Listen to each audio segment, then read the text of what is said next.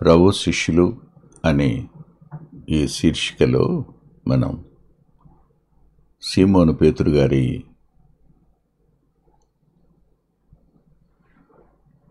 జీవితాన్ని, ఆయనకి ఇచ్చిన దేవుడిచ్చిన ఆధిక్యతలను అధ్యయనం చేస్తున్నాం.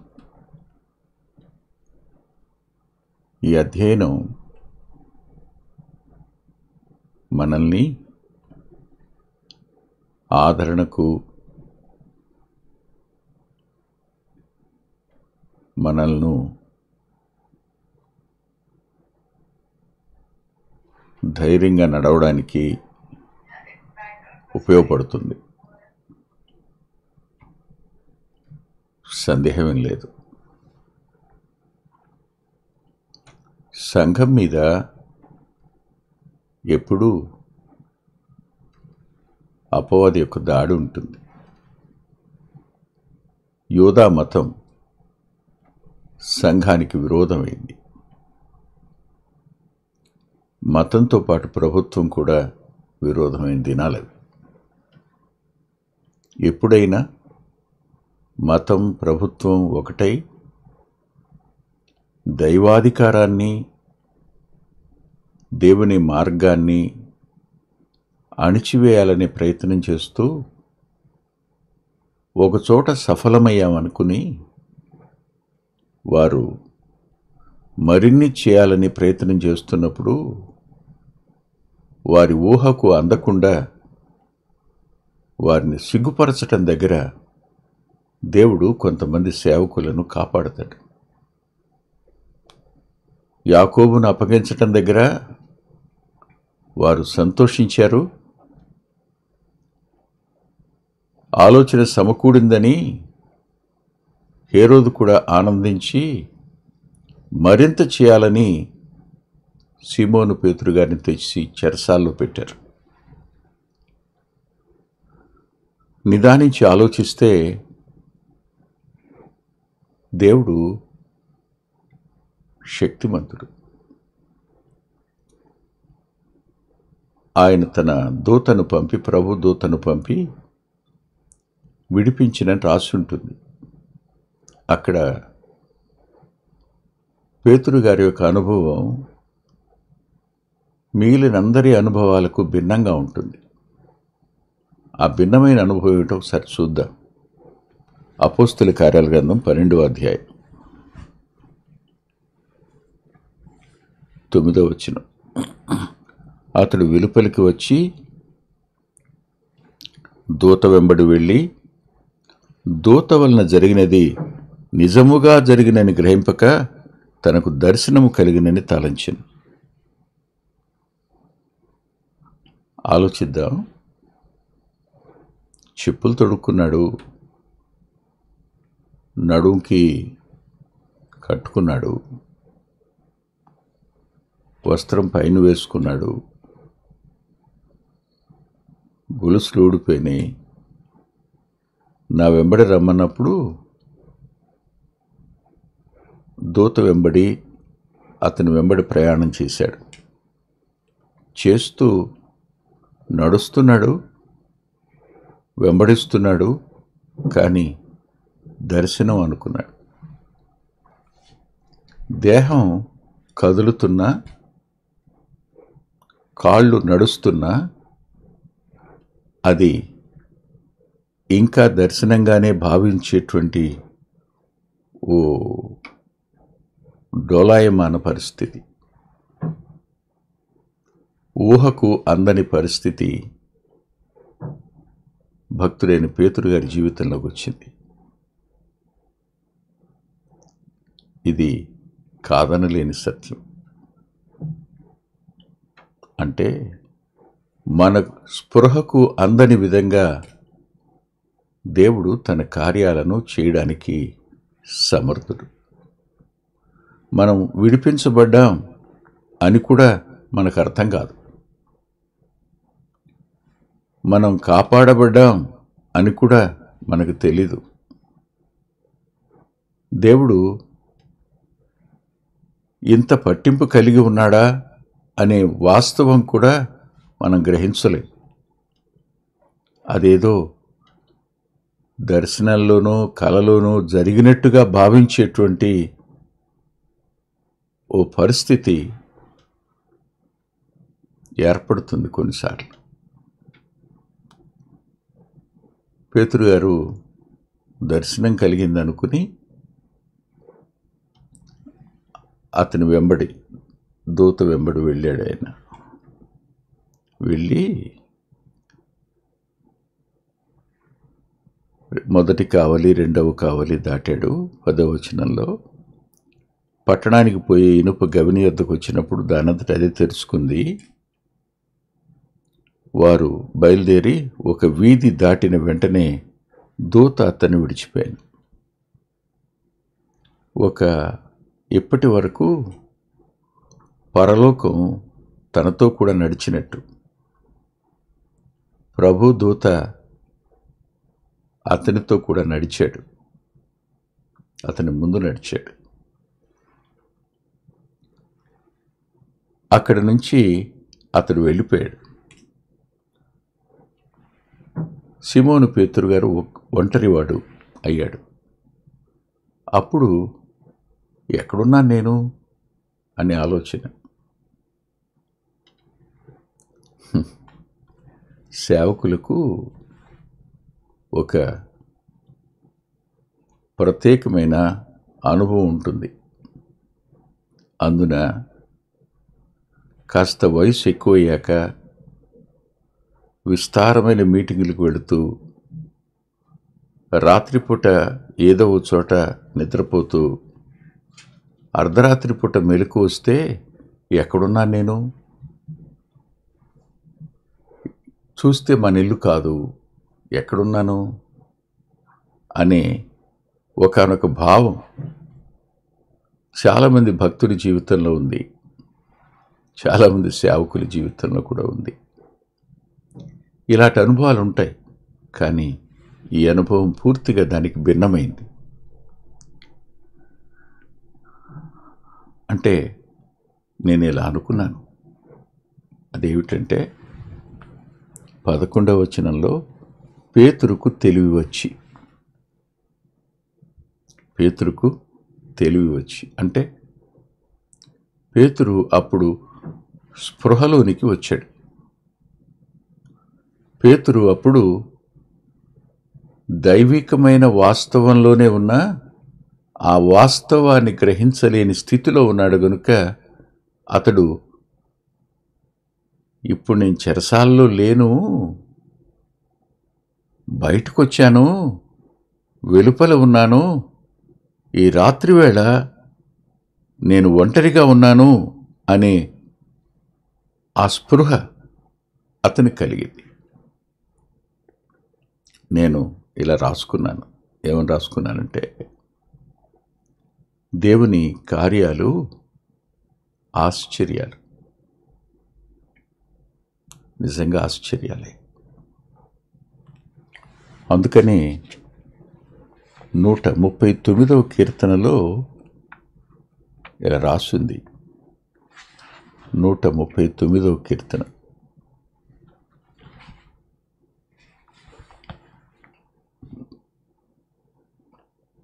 14వ వచనంలో చివరి మాట, నీ కార్యములు ఆశ్చర్యములు.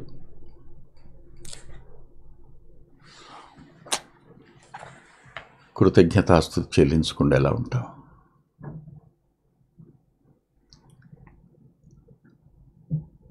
తనను చంపాలి అని అనుకున్నది ఎవరు? 11వ వచనం రాస్తాడు ఆయన, పేతురు గారు ఏమనుకున్నారో, హేరోదు చేతిలో నుండి యూదులను ప్రజలు నాకు చేయనుద్దేశించిన వాటన్నింటి నుండి నన్ను తప్పించి ఉన్నాడు. అధికారం నుండి, మతం యొక్క పూర్తి ఆధీనంలో ఉండి కోపం చేత రగిలిపోతున్న ప్రజల చేతుల్లో నుంచి కూడా దేవుడు ఆశ్చర్యకరంగా తప్పించిన అనుభవం. ఆయన కార్యాలు ఆశ్చర్యాలు.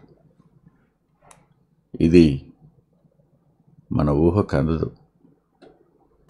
అనేక మంది భక్తుల జీవితాల్లో అనూహ్యంగా కూడా ఈ కార్యాలు జరుగుతాయి.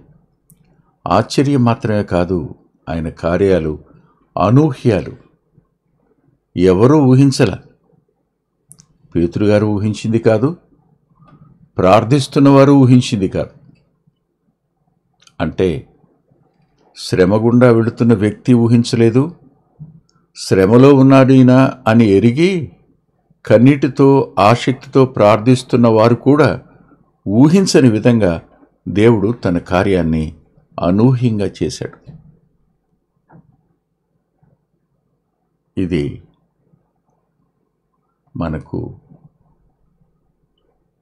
మన జ్ఞానానికి అందంది. కొంతమంది భక్తుల జీవితాలు చూస్తున్నప్పుడు ఒకసారి రాజారావు గారి జీవితం రాస్తున్నప్పుడు ఆయన ఊరికి సువార్త చెప్పడానికి వెళ్ళినప్పుడు ఆయన్ని బెదిరించారు.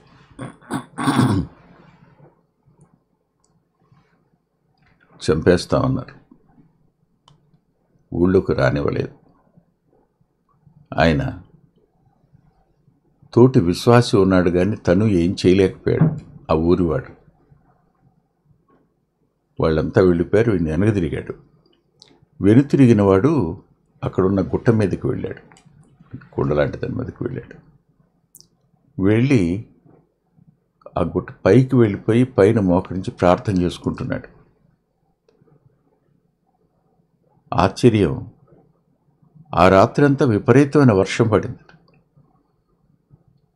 ఈ విశ్వాసి రాత్రి నిద్రపోలా. ఆయన అంత ఎత్తుకెళ్ళాడు, పూర్తిగా తడిచిపోయి ఉంటాడు. వీళ్ళేమో మూర్ఖంగా ఈ పని చేశారు అని చాలా బాధపడుతూ ఎర్లీ మార్నింగ్ బయలుదేరి అక్కడికి వస్తే ఆయన ప్రార్థన ముగించుకుని కిందకు వస్తుంటాడు. కిందకు వస్తున్నప్పుడు ఆయన చూసి ఈ విశ్వాసి ఆశ్చర్యపోతాడు. ఏంటి మీ బట్టలేం తడవలేదేంటి అని. ఏమంటాడు? వర్షం కురిసింది కదా రాత్రి అంటాడు. పైనేం లేదే అంటాడు. ఏం జరిగింది ఏమో, నోబడి నోస్. పరలోకమే ఛత్రం పట్టిందా? దేవుడి తన హస్తం చాపి ఆపాడా? లేదు. గిద్యోను సమయంలో అక్కడి వరకు మంచు పడకూడదన్నప్పుడు పడకుండా చేశాడా? ఊహకందదు. అనేక మంది భక్తుల జీవితాల్లో ఇలాంటి సందర్భాలు ఉన్నాయి. సరిగ్గా సీమోను పేతురు గారి జీవితంలో ఇది జరిగింది. అందుకనే ఆయన కార్యాలు ఆశ్చర్యాలు మాత్రమే కాదు, ఆయన కార్యాలు అనూహ్యాలు కూడాను. ఆ మాట కూడా ఒకసారి చూద్దాం దయచేసి. యోబు గ్రంథం దగ్గరికి వద్దాం.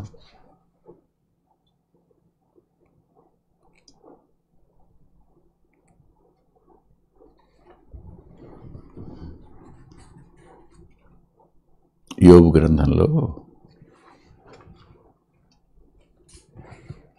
37వ అధ్యాయంలో మనము గ్రహింపలేని గొప్ప కార్యములను ఆయన చేయను.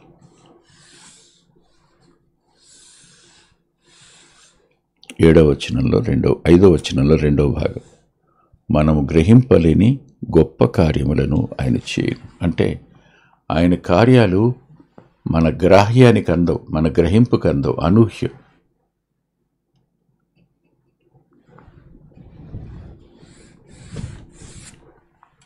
అనేక మంది భక్తులు తమ జీవితాల్లో అలాంటి వాటిని చూశారు. అది ఎలా జరిగిందో తెలీదు. బహుశా అది దర్శనం అనుకోకపోయి ఉంటే పేతురు గారు ప్రభుదూతను పలకరించేవాడు అనుకుంటా కదూ. ఎలా వచ్చావని అడుగుంటాడు కదూ. ఆ అవకాశం ఇవ్వకూడదనుకుంటారేమో ఆయన. అది ఎప్పటికీ ఆశ్చర్యంగా ఉండాలని కోరుకుంటారేమో ఆయన. మన గ్రహింపునకు అందని విధంగా ఉండాలని కోరుకుంటారేమో.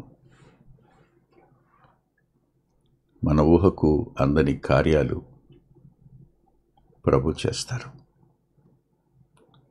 అంత మాత్రమే కాదు, ఆయన కాపుదల కూడా చాలా ఆశ్చర్యం. ఎలాంటి కాపుదల? హేరోదు చేతిలో నుంచి, ప్రజలందరి చేతిలో నుంచి సీమోను పేతుని తప్పించాలి అనుకున్నవాడు ఇద్దరు కావలి కాస్తూ సంకెళ్లతో బంధించి తమ మధ్య ఉన్న సీమోను గారు ఏమైపోయినాడో వారికి గ్రహింపు లేదు.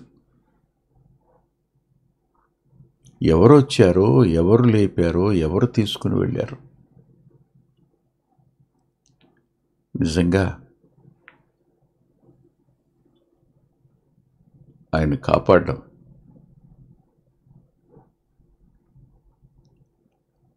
ఆశ్చర్యం. హృదయపూర్వకంగా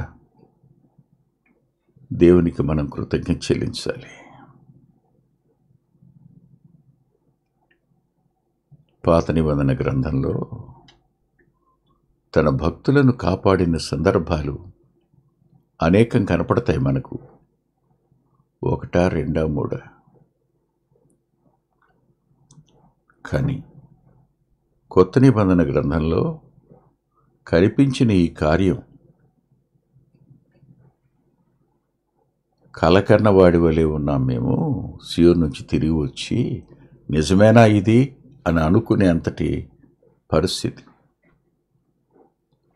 అందుకనే ప్రభువుకున్న పేరేమిటో తెలుసా? ఒకసారి మీరు చూడండి. కీర్తనల గ్రంథం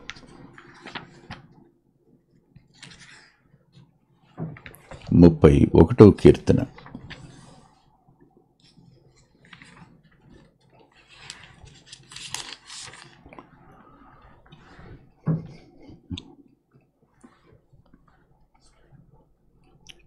ఇరవై 23వ వచనంలో 2వ భాగం, యెహోవా విశ్వాసులను కాపాడు. ప్రభువు విశ్వాసులను కాపాడేవాడు. ఊహించండి, ఊహకు అందని విధంగా యాకోబును కాపాడినవాడు కదూ. లాబాను చేతిలో నుంచి, తన అన్న అయిన ఏశావు చేతిలో నుంచి కాపాడలేదా? కాపాడాడు. అదే రీతిగా దావీదును కాపాడలేదా? కాపాడాడు. నేటికి కాపాడడానికి ఆయన శక్తిమంతుడే. కానీ కాపాడడమో అప్పగించడమో ఆయన ఇష్టం. అది మనం నిర్దేశించేది కాదు, మనం ఆజ్ఞాపించేది కాదు. ఆయన చేతికి పూర్ణంగా ఆయన సార్వభౌమాధికారానికి అప్పగించుకోవటం మనం చేయాలి. ఇకపోతే మరో మాట కూడా 97వ కీర్తనలో భక్తుడు ఇలా అంటాడు. 97వ కీర్తనలో ఆయన అన్న మాట ఆదరిస్తుంది. 10వ వచనం, తన భక్తుల ప్రాణములను ఆయన కాపాడుచున్నాడు. భక్తిహీనుల చేతిలో నుండి ఆయన వారిని విడిపించును. తన భక్తుల ప్రాణములను ఆయన కాపాడుచున్నాడు. భక్తిహీనుల చేతిలో నుండి ఆయన వారిని విడిపించు. ఇలా విడిపించేటప్పుడు ఇది నిజమేనా? మనం వెలుపలకు వచ్చామా? కాపాడబడ్డామా? అపాయం దాటిపోయిందా? నిజంగానేనా అని ఆశ్చర్యపోయేటి పరిస్థితి అనేకుల జీవితాల్లోనికి వచ్చింది. సీమోను పేతురు గారి జీవితంలో కూడా వచ్చింది. ఆయన తెలివి వచ్చిందట. తెలివి వచ్చింది. ఇక్కడ నేను ఒకసారి సీమోను పేతురు గారి గతాన్ని జ్ఞాపకం చేస్తాను. ఆ రోజు ఒట్టిపోయిన వలలు దోణెలు నిండుతాయని ఊహించాడా? లేదుగా. ఎంట అత్తగారికి జ్వరం ఆశ్చర్యకరంగా బాగవుతుందని ఊహించాడా? లేదుగా.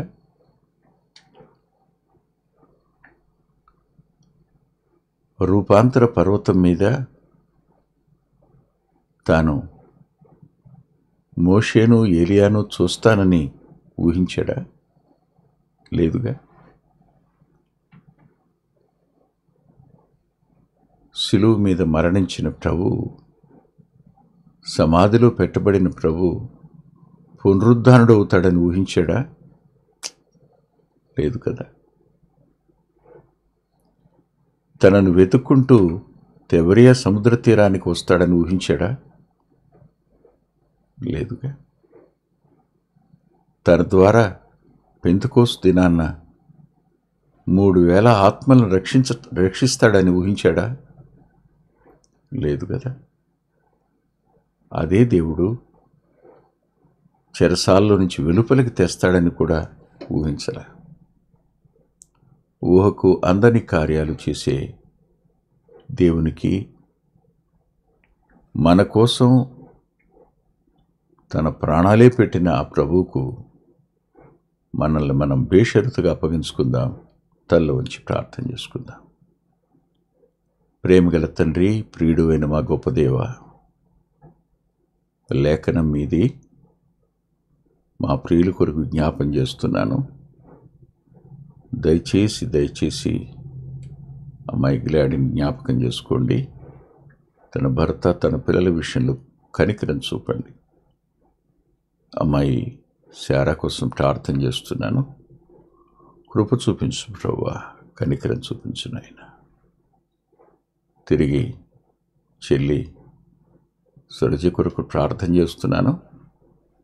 ముందున్న సమయం మీరే మీ కార్యాన్ని జరిగించండి. మీ కృపా హస్తాలకు మా ప్రియులందరినీ అప్పగించుకుంటూ, ఈ మధ్యకాలంలో కుటుంబంలో ఆప్తులను కోల్పోయిన వారిని మీరు ఆదరించండి. యేసుక్రీస్తు ప్రభు వారి పేరట ప్రార్థిస్తున్నాం తండ్రి. ఆమేన్. ఆమేన్. ప్రభు చిత్తమైతే ఆదివారం ఉదయం 9:30 గంటలకు లైవ్లో కలుసుకుందాం.